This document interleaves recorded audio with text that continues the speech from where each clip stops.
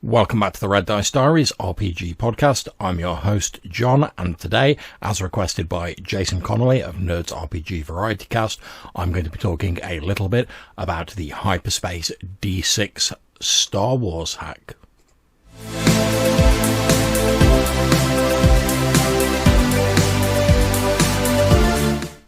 So, as I said before the music, we're going to be talking about Hyperspace D6, a heavily modified and streamlined hack of West End Games' classic space fantasy rules. The writing and design is by Matt Click, with additional design by Michael Barker and illustrations by Hodag RPG. This is a freely available hack. I'll put links in the description down below. Now, I had the pleasure of running this recently at the UK Games Expo over here, unsurprisingly enough, in the UK, and both myself and my players very much enjoyed it. Now, in the interest of complete disclosure, I was a massive fan of the older West End Games Star Wars role-playing game back in the day, and I still have my second edition revised and expanded copy of that, and a few of the supplements I've managed to hold on to, although not as many as I would like. So a while back, when I first stumbled across Hyperspace D6, I think one of my group recommended it to me, I was greatly enthused to see someone doing something further with it, since although I've played D20 Star Wars, I've also played the Saga edition, I've played the FFG edition, and I've run it quite a bit. None of them really captured the freewheeling sort of space opera, light, sort of bouncy feel that Star Wars has for me personally, which the West End Games version certainly did. Although, as I say, that may be just my sort of nostalgia-tinted, rose-coloured glasses. But I'm going to have a quick look through Hyperspace D6 in this episode. Not going to be a full review, but we're going to have a quick skim through it, talk about a few of the features, and then I'm going to tell you a little bit about what I think about it. So, you can see here we've got a table of contents, introduction, the basics, attributes and skills, dice checks, combat, character creation, species, roles, burdens, edges, equipment, advancement, the force, lightsaber duels, and encounters. And all of this is neatly packaged in a 29-page PDF. So even if you're printing out a copy, as I did, one-sided, it's still not a massive amount of paper, and you could shrink it down to A5 size, although the text might be getting a little bit small to read if you've got old eyes like mine, if you do that. So without further ado, let's crack on with it. The introduction, first of all, gives you a bit of a rundown about how this is a hack of the now defunct West End Games system, published between 1987 and 1999, and that it's a heavily modified, streamlined and stripped down version of it. And we get a list of the major changes between this and the WEG version. We're told that in addition to presenting the rules in a much slimmer package, there are a few major departures from the game, as you might know it if you've played the older edition. And those are: attributes add dice, while skills add pips. Armor provides armor dice, which reduce damage. Upgrade points replace character points. Destiny dice replaces the wild dice. Defense, initiative and resolve scores added. The force attribute added. The skill list has been pared down and simplified, which is a good thing as far as I'm concerned. Range bands replace distances. Critical success and critical damage have been added. A help action has been added to combat, so you can assist other people. Lightsaber duel rules have been added. Vehicle stats and combat have been simplified. We're also told that this is a work in progress and that there's lots more to come, like a GM section, additional vehicles stuff. There's various placeholder text in this book, this current version of it. A lot of that is in the description, from my memory, of the enemies and antagonists in the section later on, but hell, it's not difficult to work out, although I am looking forward to seeing as this gets replaced with more actual text, but I don't know how long that's going to take. But it's certainly a workable and runnable system as it is. We get some acknowledgements, the basics of explaining rolling dice, and effectively this version of the game is a D6 dice pool system. You roll all of your dice, and that is based on the attribute. So if you had an attribute of 3, you would be rolling 3d6. You add up all the numbers of those 3 dice, and you're looking to beat a target difficulty number. You also have a destiny dice, wherein one of the d6s you're rolling, it should be a different colour to the others, and this is your destiny dice. If you roll a 6 on your destiny dice, it explodes and you can roll it again and add it on. And as long as you keep rolling 6s on that destiny dice, you can keep rolling and adding on, which means that no matter how ridiculously difficult a task is, there is always a very small chance that a player character will be able to pull it off. And I think that really nicely ties in with the flavour of Star Wars. You know, I mean, let's face it, even those characters who don't consciously use the Force can sometimes miraculously pull off some incredible stuff. We get a breakdown of scenes, rounds and the downtime, and we're told that on your turn you can move and take a single action. We get range bands of close, near, far and distant, rather than sort of strenuously mapping out the distances between opponents. And I think that's nice to keep it abstract. It certainly makes it easier to run things theatre of the mind. And I've used this when I've ran Hyperspace D6 at conventions, and it seems to work really well. And no one has trouble grasping it. After all, if you say to someone, oh, that person's near to you, or no, that person's far away, then it's very easy to visualise.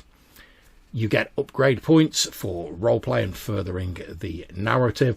These can be used during a game to alter a dice check before or after you roll, adding an additional dice to the pool. You can only spend 1 per round.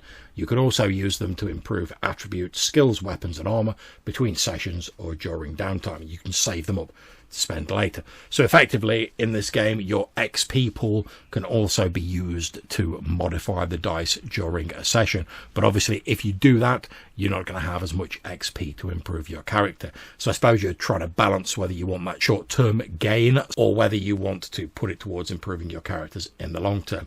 Now, this hasn't really been a thing in my games because I've been running one-shots at a convention, so people haven't had to think about what their characters are going to be like in the long term. So they've mostly been used sort of short-term in the sessions. But I'd be interested to see how that sort of plays out over the space of a longer campaign. You also start the session with a number of force points equal to 1 plus your force attribute. So if you haven't got the force attribute, i.e. you're not force sensitive, you're getting 1. If you're like a Jedi or something like that, you're probably going to get more. And when you spend a force point, you alter the fate of your character, doubling your dice pool for one particular roll. So even those people who aren't pulling on the force sort of consciously can still throw in a force point to get that incredible result for one roll of the session, potentially. Force points reset at the beginning of each session, and you can only spend 1 a round. So at least once per session, every character is going to be able to potentially pull off something mind-blowing. And if you're a Jedi, well, you know what Jedi can do with that force powers. We're told that Hyperspace D6 is seeking to invoke the feel of films and TV shows, larger-than-life heroes, etc. We then go on to a list of attributes and skills. The attributes are dexterity, knowledge, mechanical, perception, strength, technical, and the force. Dice checks are whenever you attempt something challenging, dangerous, or risky. The GM will call for a dice check. You gather a number of dice equal to the dice code of the applicable attribute.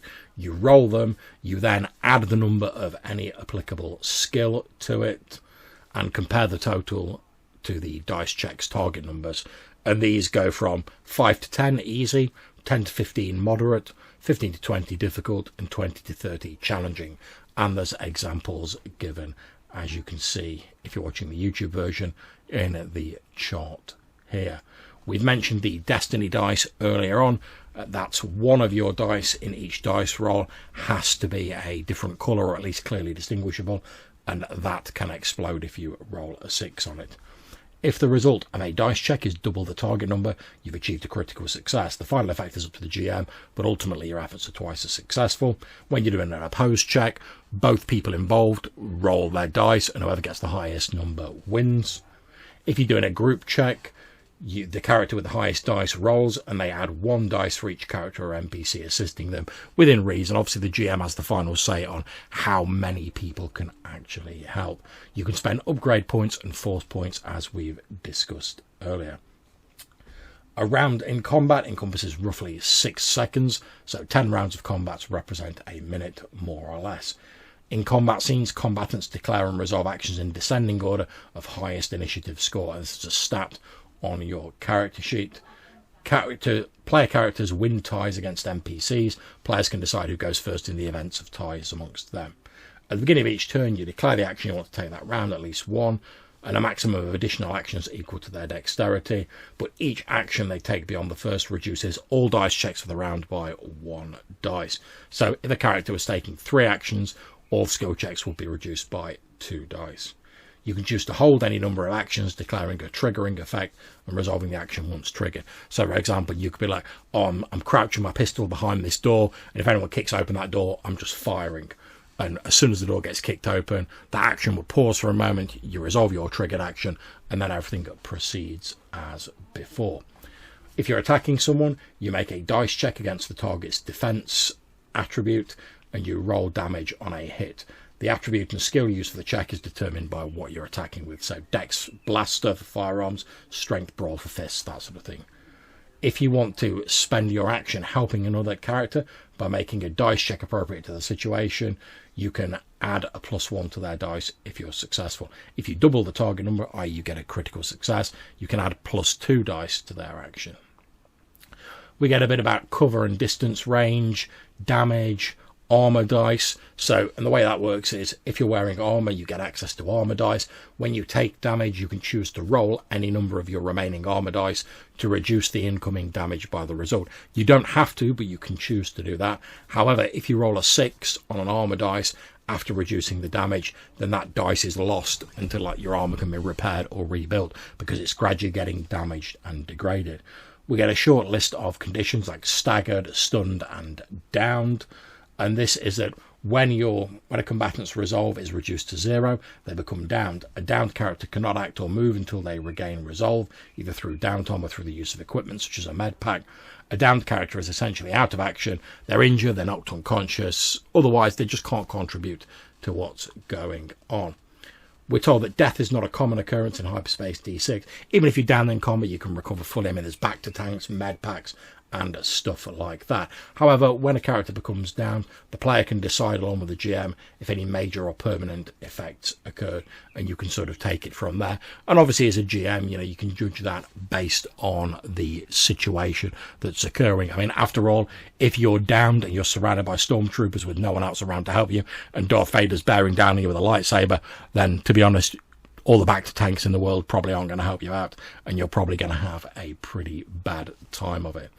We get a section on character creation, which basically takes you through coming up with a concept and a name, picking your species. There's a big list of those, and they give you some attribute bonuses and a sort of handful of skills. You choose a role, which is like your class or your career. It's like soldiers, nobles, smugglers, stuff like that. There's a big list of those. You then choose burdens and edges. Burdens are things which add complication to your character, but give you certain bonuses in certain areas. And edges are ones that sort of make your life a little bit easier, or they give you access to resources you wouldn't have. You start with 200 credits with which you purchase equipment, but the GM can adjust that as suits their game. You then write down a series of derived characteristics. So you have defense, which is your ability to avoid harm, and that equals 6 plus your dex dice code plus the number of agility pips you have. Initiative, obviously your ability to go first in combat, and that's equal to 6 plus your perception dice plus your tactics pips. And your resolve represents your vitality, your endurance, and effectively your hit points. It's equal to 6 plus your strength dice plus your stamina pips. So each of these derived scores is based on an attribute and on a skill. So depending on how your attributes and skills are distributed will determine these derived stats. If you're wearing armor, you gain access to a number of armor dice. You can jot down the appearance and personality. Each character starts with 6 upgrade points, as well as a number of force points equal to 1 plus their force attribute, or 1 if they don't have the force attribute. We then get a list of various species. There's a lot of placeholder text on a few of these, but we get humans and near humans, and we get that sort of baseline stat block, which is where you start at. and then you get some options. So humans are adaptable, so they can add +2 to a skill of their choice. We get the Aqualish, the Basilisk, Biff, Bothan, Syrian, Claudite, Chadrafan, Clones, Dugs, Duros, Ewoks, Feline, Gamorreans, the big orc things in Jabba's palace, Gand, Gran, Gungan even, if you want to play one of those, and various other things. Like I said, there's a fair amount of the old lorem ipsum sort of placeholder text here, but you can find a lot of these by like looking online at Wikipedia or whatever, or just using your knowledge of Star Wars. I mean, most people know at least the basic species, and I had no problems with this at all during my games. We also get various droid species, so we have assassin droids, we have astromechs, battle droids, labour droids, medical droids, and protocol droids. And again, you get their baseline stats that you start off with, some skill modifiers, and presumably later on there will be a description of these various droids.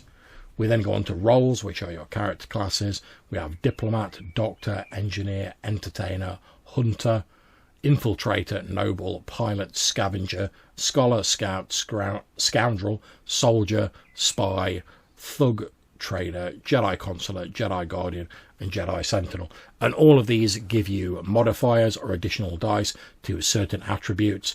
They give you a choice of bonuses to take in skills, some additional starting gear, and presumably at a later point there will be a brief description of these. And obviously if you're playing one of the 3 Jedi classes, you also get that much coveted Force attribute. We have burdens, which give you various challenges. So let's pick a couple here. Let's have a look at aged. You carry a lifetime of wisdom, but the years weigh heavily on you. Gain +1 pip in 2 knowledge skills, but reduce one attribute of your choice with a dice cut of 2d or more by 1 dice. So your attributes are sort of failing you a little bit, but you've got knowledge to make up for it. Let's have a look at another one. Impoverished. You barely have 2 credit chits to rub together. Instead of your starting gear, you only have 150 credits to spend on equipment. Edges. We have Bruiser. In a galaxy where most carry ranged weapons, you've learned to exploit your enemy's reliance on blasters. When fighting with a brawl or melee weapon, add +2 damage. And let's have a look at another one. Luck. Call it Destiny or the Force, you know it's dumb luck. When you spend an upgrade point in a dice check, you add +2 dice instead of 1 dice. So these are all bonuses that you can take to make your life a little bit easier or give you access to other resources you wouldn't have. A particular interest is the Force sensitivity edge, where basically you have like an innate connection to the Force even if you're not an actual Jedi. So if you don't have a Force dice code, you get it at 1 dice. So that's the way you can get additional Force points if you don't want to play a Jedi. We get a list of equipment, which is pretty much your standard stuff from melee weapons, blaster weapons, explosives, armor, toolkits, stuff like that. And there's descriptions of how they all work in game. We get a section on advancement where it talks about how you can spend your upgrade points. And basically between each session or during downtime, you spend your upgrade points to improve attributes, skill, gear, and vehicles. Improving a skill by 1 pip costs 3 upgrade points times the skill's new level. So if you're buying your blaster skill of +1 up to +2, it's going to cost you 6 upgrade points. Improving attributes by 1 dice costs 6 upgrade points times the attribute's new dice code. Improving weapons, you have to spend 3 upgrade points times the new damage modifier. Improving armor, you spend 6 upgrade points times the new total number of armor dice. And also apparently you can unlock the Force. So sometimes you don't realise your potential in the Force till it awakens within them. You can spend 20 upgrade points to add +1 dice to the Force attribute and unlock its use. So if your character went through some sort of traumatic or dramatically appropriate scenario and you were like, oh, this has awakened their nascent connection to the Force, you've got to save them 20 upgrade points and spend them, and then you can get a dice in the Force attribute. Appropriate enough, we then go on to a section called Using the Force. It allows being sensitive to the energy to unlock incredible abilities and perform impossible feats.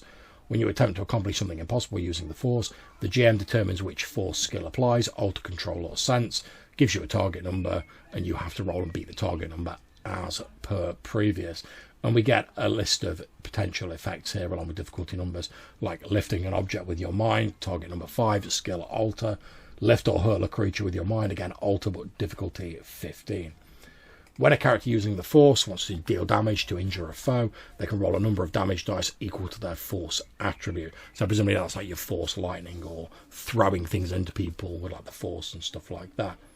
Any character can spend a Force point to double the dice they roll on a skill check, but only a Force user can use Force points to perform otherwise impossible feats. So that's probably why it might be worth saving those 20 upgrade points to unlock the Force if that's something you want to go down. And Hyperspace D6 handles it in a fairly sort of light way because it wants to portray it as a mystical, sort of strange enemy that's inherently unknowable to a certain degree. And I quite like that because it's getting back to the sort of semi-mystical origins of it, which seem to have been a little bit lost in the sort of newer films. We're told a little bit about the dark side. When a Force user draws upon the Force in anger, frustration or ambition, they can tap into the dark side. However, there's not a detailed corruption tracking system in Hyperspace D6. It falls to the player to roleplay their use of the Force and take into account how the dark side's sort of influencing them and sort of infiltrating their consciousness. And the further one falls into that shadow, the more potential power a Force user unlocks, but at great cost. Once they've taken it far enough, a Force user can use Force skills and Force points to activate abilities like Force Choke, Force Lightning and darker powers still. So there has to be a bit of sort of interplay between the GM and the players and a bit of trust going on there to sort of adjudicate that. We get some rules on lightsaber duels, which I've got to admit I've not really used a great deal so far because I don't seem to have a lot of Jedi in the games I've run. Normally just like one in the player party, and occasionally like a Sith or a Dark Jedi on the other side if it's like a one-shot. But I've never actually got to the point where they've like duelled with the lightsabers. We then go on to a list of encounters, which are like your stats for like your baddies, and you get like a smattering of Imperials and Rebels. There's not a great deal in here, and that's pretty much the end of it. There were some additional sort of stats for like bad guys in the previous version, like Hutts and Crime Lords and stuff like that, and I'm assuming this section will be added to as the sort of current version of the game is updated. And I'm not sure whether the previous version is still available. Let me just have a look online. No, it doesn't look as though it is. It looks as though only the new version's available. Well, I'm sure if you had a bit of a dig around online, you might be able to find that. So, what do I think of Hyperspace D6? Well, I think it's a very interesting, quick to run and slick hack of the old West End Games D6 Star Wars system. It certainly has the same feeling of the old system with, you know, you're having your D6 dice pools, doubling your dice pools with like the use of the Force, selecting the sort of type of race and class you want to be effectively. All of that's great stuff. However, it's just been slimmed down and streamlined. And it feels to me like this Hyperspace D6 hack is taking all the stuff I really liked about West End Games' classic Star Wars system and just sort of buffing off gently the rough edges and some of the sort of rules and ideas which maybe haven't stood the test of time as sort of games have been developed and time has passed and we've learned new things about game development. But it doesn't feel like everything's been scrapped out of the West End Games version and it's an entirely new system. It feels like it's still got the same bones and foundation as West End Games Star Wars D6, but it feels like a much more streamlined and modern iteration of it, which has been great for me because, as I say, I've run it for one-shots at a number of conventions, and just being able to have a 29-page document with all the rules and everything I needed in it is really great. Even with only having a basic table of contents and no index, it's very quick to find stuff in it. There's nice, big, bold headings at the top of each page. And you're not going to, because of the smallness of the system and the streamlined nature of it, you're not going to spend ages combing through the rulebook, searching for every little thing. And as I say, I've still got my printout of the version before this, which seems to be entirely compatible, and that did have some more encounter stuff in it. So as well as like the Imperials and Rebels, we had like thugs, enforcers, crime lords, bounty hunters and stuff like that.